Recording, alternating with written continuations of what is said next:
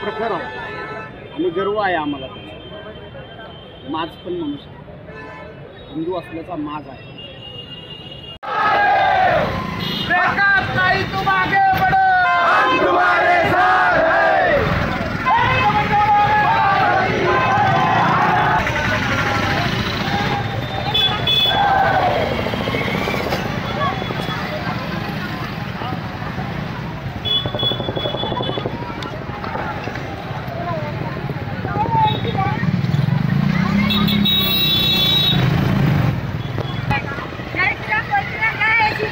बोलो जय श्री राम, जय भोले बाबा. लाईन आहे ना, ते अंडरग्राउंड करण्याचे प्रयत्न करणार. दुसरा इथं आरोग्यासाठी एक चांगलं हॉस्पिटल 100 बेडचा तरी उभारणार. एक शाळेचा विषय आहे, ते मराठी शाळा सामान्य जनतेसाठी ते उभारणार. आणि बाकीचे तर मग सगळेच कामं खूप भरपूर आहे, ते सगळे करू.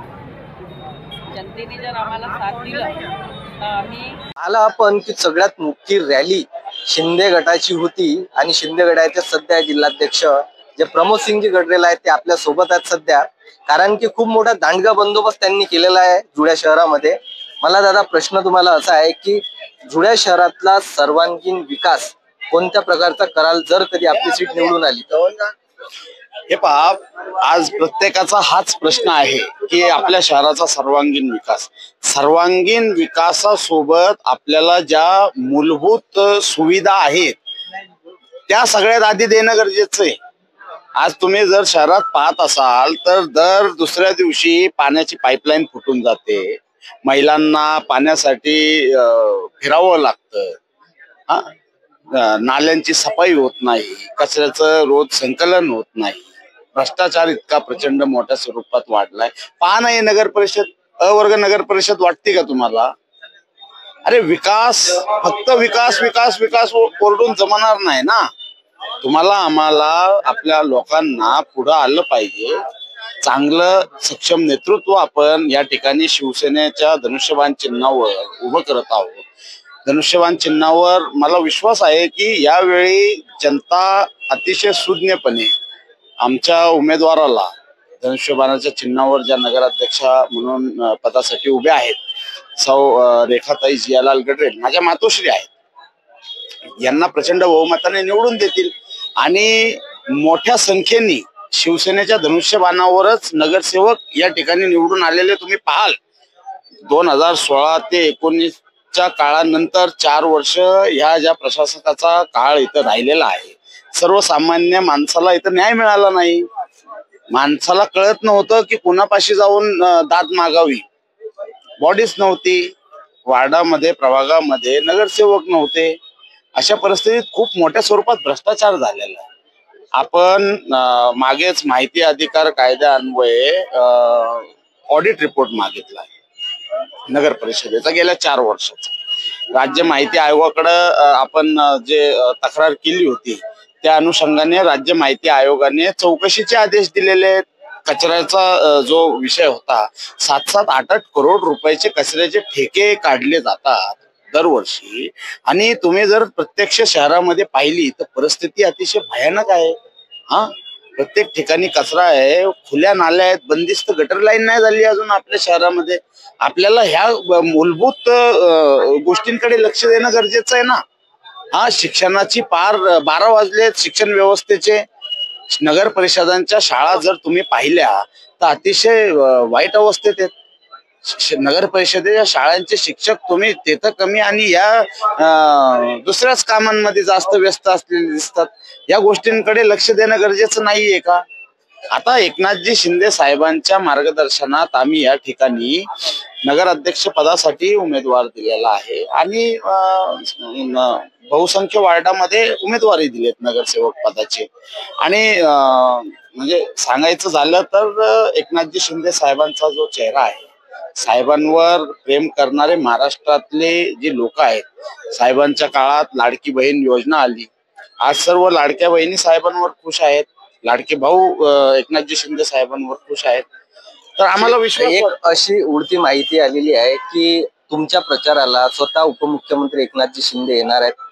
हो, 100% आम्ही संपर्क साधलेला आहे. आमच्या जिल्ह्याचे नेते माननीय आनंदरावजी अडसूळ साहेब आणि कॅप्टन अभिजितजी अडसूळ साहेब हे त्या प्रयत्नात आहेत. ते एकनाथजी शिंदे साहेबांना इथे प्रचार सभेसाठी बोलवते. बरं, एक आणखी प्रश्न की मागच्या वेळेला पाहिलं आपण की जेव्हाही तुमचा राजकारणात जेव्हा तुमची एंट्री झालेली आहे, एक हिंदूवादी चेहरा आणि एक जे सांगता येत नाही कुठंतरी आता काही रिस्ट्रिक्शन राहतात अशातली एक तुमची भूमिका राहते, ते आता येणाऱ्या निवडणुकीत दिसणार का? नाही, रिस्ट्रिक्शनचं काय आहे? मी आचारसंहिता असली तरी मी हिंदूच आहो ना, आणि आम्हाला अभिमान आहे त्या गोष्टीचा. अभिमान आहे, गर्व आहे, माज आहे आम्हाला आम्ही हिंदू असल्याचा. हिंदुत्वासाठी आम्ही काम आधीही करत होतो, आजही करत होतो, उद्याही करणार आहे.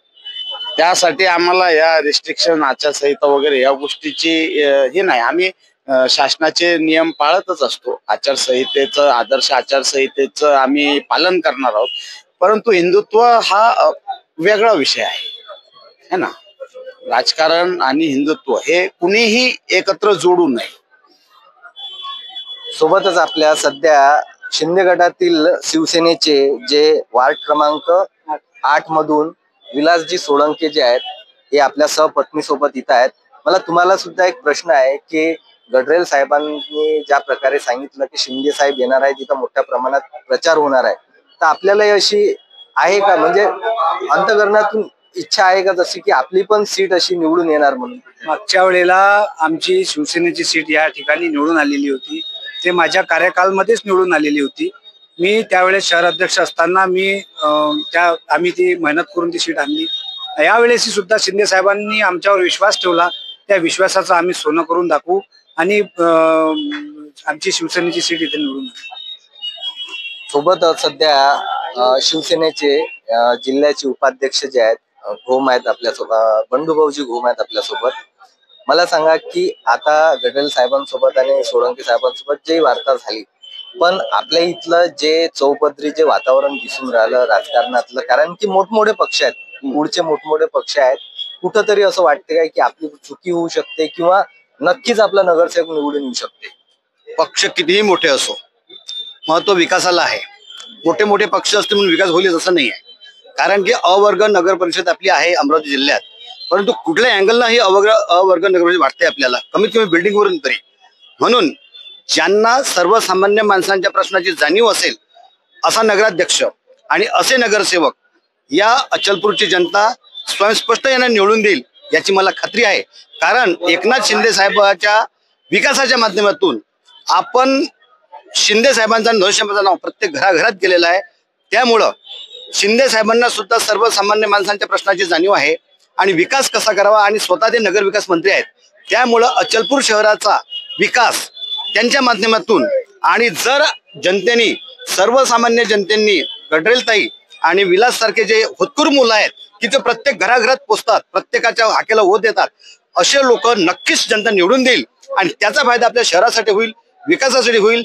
आणि सर्वात जास्त विकास एकनाथ शिंदे साहेबांच्या माध्यमातून या शहराचं होईल अशी मला अपेक्षा आहे. पाहिलं आपण की एकनाथ शिंदेगड शिवसेना हे ताकदनं आता मैदानात उतरणार आहेत. जवळपास सभा सुद्धा लागणार आहे, उपमुख्यमंत्री एकनाथ शिंदे साहेबांची सभा सुद्धा लागणार आहे. तर तुम्हाला सांगणं हेच आहे की अशा राजकारणी राजनैतिक गोष्टी आता येणाऱ्या कालखंडात आपल्या मराठी 24 तासवरच दिसणार आहे. त्यासाठी आपण सगळ्यात आधी तर चॅनलला सबस्क्राईब करा, लाईक करा आणि जास्तीत जास्त होईल तेवढं तुम्ही शेअर करा. पाहत राहा मराठी 24 तास. मी भूषणराव.